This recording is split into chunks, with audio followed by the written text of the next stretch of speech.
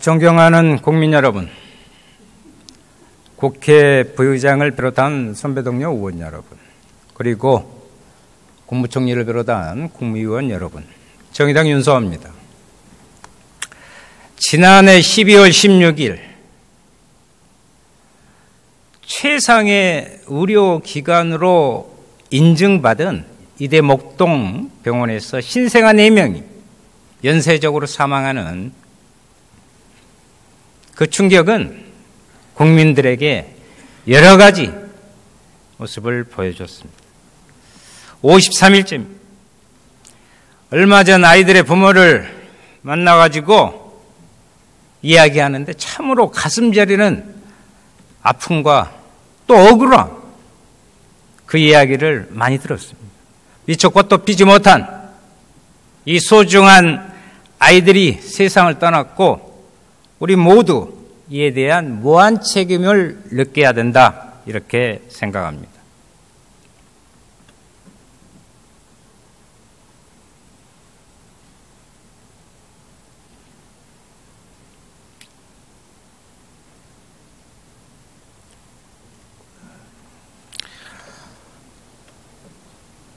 네.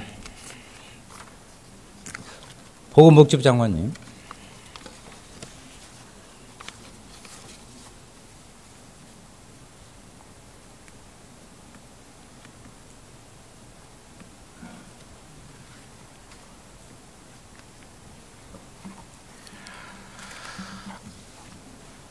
현재까지 밝혀진 신생아들의 그 사망 원인은 어떻게 되고 있습니까?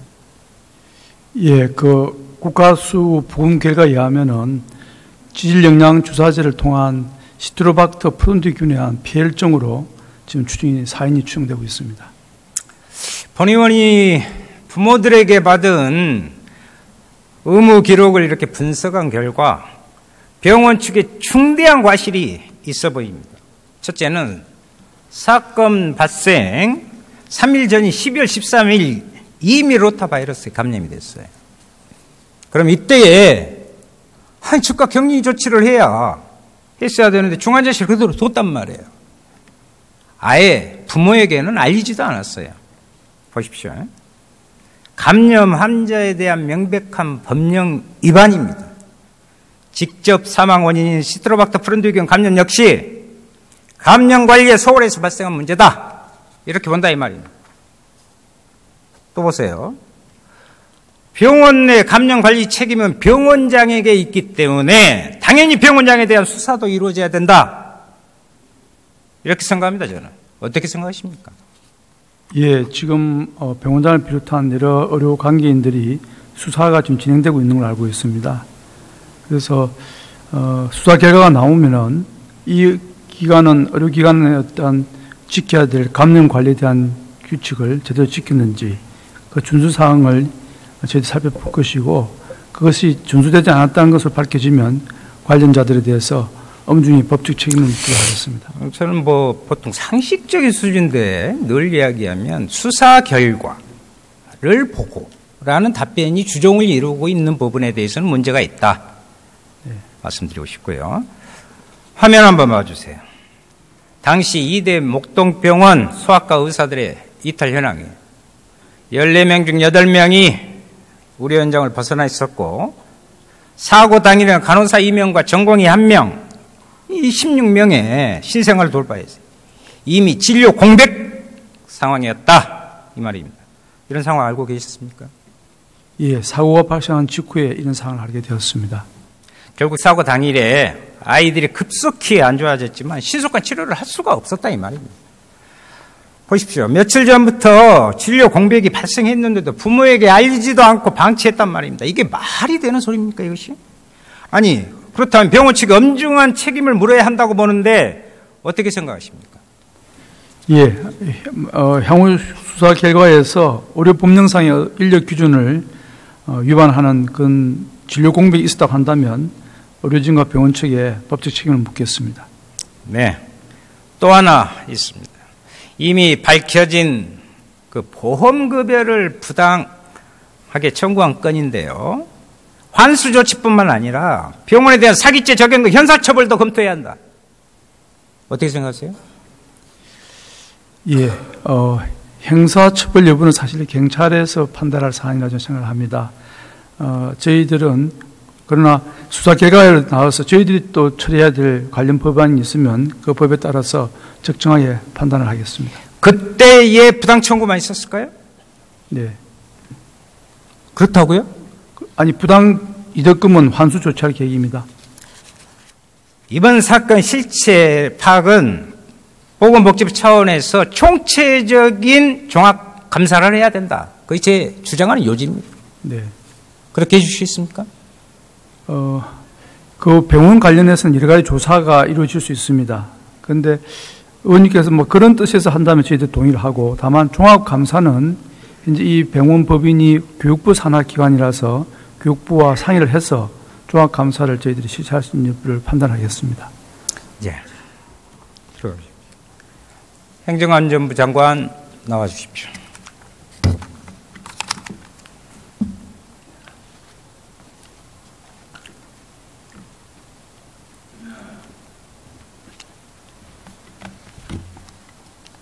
보건복지부 장관님께서 경찰 수사를 좀 지켜봐야겠다고 그러시는 거예요. 네. 행정안전부 장관님께 예. 어떻게 진행되고 있습니까? 지금 아마 서울지방경찰청 광역수사대에서 사건 나고 바로 이틀 뒤엔가 바로 수사 착수를 해서 아마 지금 그 담당 주치 전공이 수간호사, 간호사 두 분 등 총 지금 5분에 대해서는 아마 피의자 조사를 한 것 같고요. 지금 방금 의원님께서 말씀하신 병원의 운영자, 병원장 등을 위한 그 책임에 대한 것도 아마 수사를 하고 있는 것으로 그래 알고 있습니다. 앞서 확인해 드렸던 네. 진료 공백의 책임, 네. 병원 내 감염관리 책임, 네. 보험급여 부당 청구에 대해서 수사를 확대해서 병원장도 운영진을 소환 조사해야 한다. 거기 동의하십니까? 예, 의원님 워낙 그 수사에 관련된 사건을 제가 의원님한테 바로 적답을 드릴 수는 조금 조심스럽고요. 그러나 의원님께서 말씀하신 데 적어도 진료 공백, 방금 복지부 장관께서도 말씀하셨습니다만 진료 공백 같은 거는 저는 큰 병원으로서는 엄청난 중대한 직무를 위반한 게 되지 않겠습니까? 그리고 의원님께서 말씀하신 대로 여러 가지 미리 이미 다른 질병이 발생했는데 대한 적절한 조치를 못했던 것, 이런 부분에 대해서 아마 경찰이 철저히 수사하리라고 그렇게 알고 있고요. 혹시라도 오늘 의원님께서 지적하신 부분들을 경찰에 이런 오늘 지적이 있었다는 걸 전하겠습니다. 네.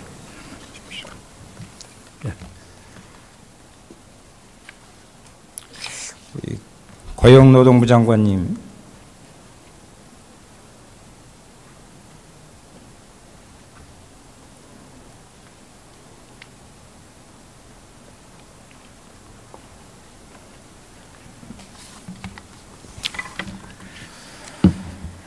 수고 많으십니다. 현재 한국장애인 고용공단에서 장애인들이 농성 중인 거 알고 계시죠? 예, 알고 있습니다. 그 이유가 뭡니까? 예. 그 이유가요? 예, 지금 장애인들, 중증 장애인들에 대한 최저임금 적용제 폐지했고 공공부문에 중증 장애인들 일자리 창출에 대한 그런 요구를 하고 있습니다. 예. 네. 2016년 기준으로요, 15세 이상 중증 장애인의 경제활동 참가율은 21.7%, 그리고 고용률은 19.7%에 불과한 실정입니다. 일을 하고 있는 중증 장애인도요, 상황 좋지 않잖아요. 왜냐? 중증 장애인 대상자는 최저임금 제외 대상이기 때문에 잘 알고 계시고, 중증 장애인 노동자의 평균 최저임금은요, 법정 최저임금의 절반도 안 됩니다. 이런 노동자가 8,000명입니다. 장관, 최저임금 제도의 취지가 무엇입니까? 장애인이라고 해서 제외하는 것이 맞습니까? 저희가 장애인에 대해서는 오히려 더 우대를 해야 되는 게 현실적으로 맞다고 생각합니다. 그러나 그 장애인을 고용하는 사업주들이 장애인들이 그 일반인들에 비해서 그 업무 능력이나 이렇게 그런 부분은 떨어지는 것은 좀 사실입니다. 그래서 저희가 최저임금제를 중증 장애인에 적용하지 않는 이유는 그 최저임금제를 적용을 하게 되면 중증 장애인에 대한 고용률이 굉장히 떨어지고 있습니다. 그래서 저희가 그 장애인들의 채용을 좀 올리기 위해서 그런 제도를 도입을 했으나 그 문제가 또 그 중증 장애인에 대한 또 더 큰 차별이라는 이런 인식 또한 있는 것도 사실입니다. 부득이하게 네. 오히려 장애인의 일자를 늘리기 위해서 어찌할 수 없다. 지금 그런 말씀이십니까? 그런 취지에서 도입이 된 건 사실입니다. 그런데 장관님 생각은? 그러나 저희는 이제 단계적으로 장애인 최저임금 그리고 적용제도 그 제도를 개편해야 될 필요가 이제 왔다 이런 생각을 합니다. 그래서 저희가 그 장애인 최저임금에 대한 그 적용제를 최소화하기 위해서 올해부터 적용제외 인가 기준을 좀 강화했습니다. 그리고 장애인 고용 촉진 기금을 활용해서 중증 장애인에 대한 적정 수준의 임금이 보장될 수 있도록 하는 연구 방향에 대한 연구 용역을 저희가 지금 됐습니다. 그래서 그 부분에 대한 연구 결과도 마련하고요. 또 이번에 그 농성하고 있는 아까 말씀하신 전국 장애인 차별철폐연대를 포함한 장애인 총연합회 등과 고용노동부가 함께 TF를 구성해서 여기에 대한 중증 장애인 최저임금 제도에 대한 그 부분을 마련하려고 TF를 구성하고 있습니다. 예, 장애인 일자리는 임금을 깎는 방식이 아니라 공공일자를 확충하고 또 거기에 대해서 장애인 고용 기업의 지원을 강화하는 방식으로 설계돼야 됩니다. 그렇습니다. 예. 예. 그러면 그렇게 해 주시는 것으로 알고 예, 최선을 다하겠습니다. 감사합니다. 예. 아니, 잠깐요. 더 계셔야겠네요. 죄송합니다. 예. 주 15시간 월 65.2시간 이상 일하는 노동자의 경우에는 퇴직금, 연차휴가, 주휴수당 등 법정수당이 지급돼야 합니다. 맞습니까? 예, 그렇습니다. 화면 봐주십시오. 경기도 모 기관에서 매월 장애인 활동보조인에서 받는 확인서입니다. 보시면 임금 항목 및 산정 방식을 자유로운 의사로 작성했다. 이 일을 제기하자고 형사처벌을 원치 않는다. 그 외에도 본인의 의지로 추가 근로 및 휴일 근로를 했고 법정수당을 요청하지 않을 것을 약속한다는 확인서를 받고, 이거 노동법 위반 아니에요? 예, 그렇습니다. 장애인 활동 지원 사업을 수행하는 서비스 기관이 지금 의원님 말씀하신 대로 그런 일을 저지르고 있다 그러면 장애인 활동 지원 그 보조인에게 퇴직금 그리고 유급 휴일 수당 등 여러 가지를 지급해야 되는데 그렇지 않고 있다 그러면은 이건 노동관계법 위반에 해당이 됩니다. 네. 예. 보건복지부 장관 나와 주십시오.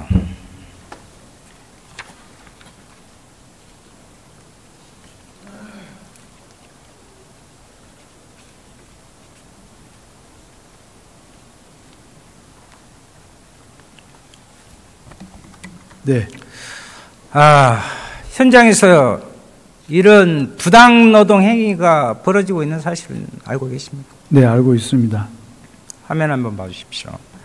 월 65.2시간을 일한 노동자의 월수비금 법정수당 포함해서 78만 원이 나와요.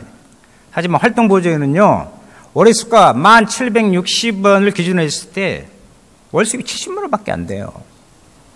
문제 심각성은 이 수가에 인건비뿐만 아니라 기관의 운영비도 포함되어 있다는 것입니다. 한마디로 운영비 한 푼도 없다 합시다. 수가 전액을 인건비로 지급해도 근로기준법을 위반하는 상황이 된다. 그 점에 대해서 어떻게 생각하고 계십니까? 예, 방금 의원님께서 제시하신 그 도표는 이제 장애인 활동 보조인이 풀타임으로 그러니까 주 15시간 이상 근무를 할 때 지급돼야 될 법정 부담금까지 다 포함된 액수입니다. 그런데 정부에서 지금 지급되고 있는 그 기관에 대한 인건비 보조, 그리고 활동비까지 포함된 정부 보조금이 그에 미치지 못합니다. 그래서 여러 가지 변형된 그리고 또 노동법에 부적절한 그런 행태를 어떻게 보면 또 강요하고 있는 그런 행태가 지금 벌어지고 있다고 저는 알고 있습니다. 맞습니다. 보건복지부는 월 65.2시간 미만으로 근무하면 된다고 이야기하고 있어요. 현실. 그런데 현실은 불가능으로 증명하고 있습니다. 활동보조인 대다수가요, 월 100시간이 훨씬 넘게 일하고 있습니다. 어떻게 65시간 미만이 가능합니까? 이 자료는 국회 입법조사처에서 어제 보내온 자료가 있는데 우리나라 전체 장애인 서비스 이용 시간은 총 890만 시간, 활동보조 인력은 6만 명, 1인당 평균 월 149시간으로 근로기준법상 법정상 지급 요건이라고 명확하게 밝히고 있습니다. 상황이 이러하니까 불법적인 확인서가 나오는 거 아닙니까? 결국 기관은 기관대로, 활동보조인은 보조인대로 재직임도 못 받는 사태가 생길 수밖에 없습니다. 현장에서 이런 상황 때문에 어떻게 생각하십니까? 정말 안타깝게 생각합니다. 그리고 이런 일들이 작년 예산 과정에서 어느 정도 예상을 했기 때문에 여러 가지로 저희도 참 최선을 다했습니다. 했고, 다만 올해도 이게 이제 법은 집행되고 있어서 저희 부로서는 고용노동부와 상의를 해서 가능한 지금 일자리 안정자금을, 이 기관이 비록 정부로부터 보조금을 받고 있지만 일자리 안정자금을 지원을 받을 수 있도록 그렇게 협의를 했고 그것이 가능해졌습니다. 그래서 올해는 어떤 좀 급한 불이긴 합니다만 그 기관 운영에 다소는 좀 순통을 틀 수 있지 않겠나 그렇게 생각을 하고 기대를 하고 있습니다. 복지부가 그동안 기존처럼 이 문제를 활동보조인과 기관 문제로 보면 기관, 활동보조인, 장애인 당사자가 고스란히 떠안게 됩니다. 그 고통을요. 장애인 활동 지원 사업은 누가 책임져야 됩니까? 지금 보건복지부가 그 책임을 지고 있습니다. 네. 우리 장관께서는 반드시 해결해 주셔야겠네요. 네. 예. 감사합니다. 네.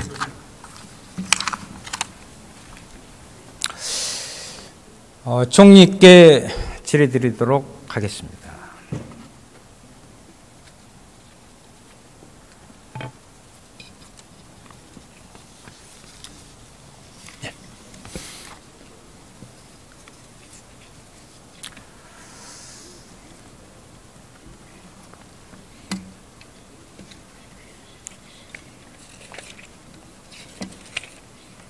제 질의는 없으실 줄 알고. 예. 곧 설날이 다가옵니다. 모두가 즐거워해야 되겠잖아요. 근데 저소득층과 사회적 약자도 모두 이렇게 따뜻한 명절을 보내야 할 텐데 과연 그럴 수 있을까 걱정이 솔직히 앞섭니다. 가장 취약계층인 기초생활수급자의 그 생계급여 등 사회복지급여 지급은 매달 20일이잖아요. 알고 계십니까? 만약 올해처럼 급여일이 명절 이후 하면 이분들은 힘든 명절을 맞이할 수밖에 없습니다, 사실. 그래서 과거에는 명절을 앞두고 조기 지급을 종종 하기도 했어요. 그런데 행복 이음 시스템, 참 말은 잘 만들어요. 도입이 어려워졌다고 하는데 알아본 바에 의하면 불가능한 것도 아닙니다. 취약계층의 급여일이 명절 직후인 경우에는 지급일을 앞당겨 지급하는 것이 사람 중심의 복지정책의 의지의 문제라고 생각하는데 이번 설부터 명절절에 지급하는 것이 어떻습니까? 예, 아주 좋은 말씀을 해주셨습니다. 그렇게 가능하도록 최대한 독려해 보겠습니다. 그렇게 해 주십시오. 네. 같이 따뜻한 명절 보내야 됩니다. 네.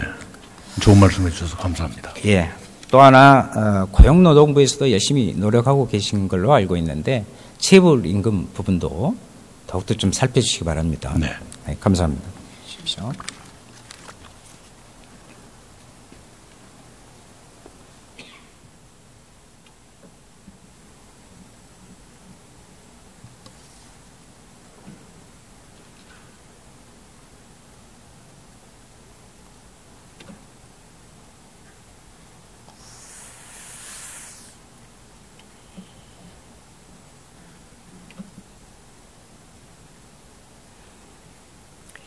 일주일 뒤면 민족의 대명절 설입니다. 그리고 이틀 뒤에는 9일부터 평창 동계올림픽이 시작됩니다. 절묘하지 않습니까? 우리는 커다란 명절을 한꺼번에 같이 맞이하고 있는 것입니다. 이번 설 명절이 일하는 사람들에게는 모두에게 따뜻한 설 명절이 되기를 바라고 더불어서 평창올림픽이 세계인의 축제이자 한반도 평화의 새로운 계기를 만들기를 진심으로 바라고요. 평창 설원에서, 그 차가운 설원에서 평화의 그 봄꽃 같은 기운이 우리 모두를 정말 행복하게 하고 그 이후로도 따뜻한, 그래서 우리 모두를 아름답게 하는. 감사합니다.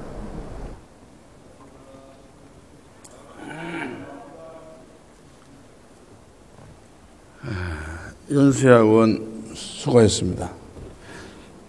다음은 경기 용인정 출신의 더불어민주당 소속 표창원 의원 나오셔서 질문해 주시기 바랍니다.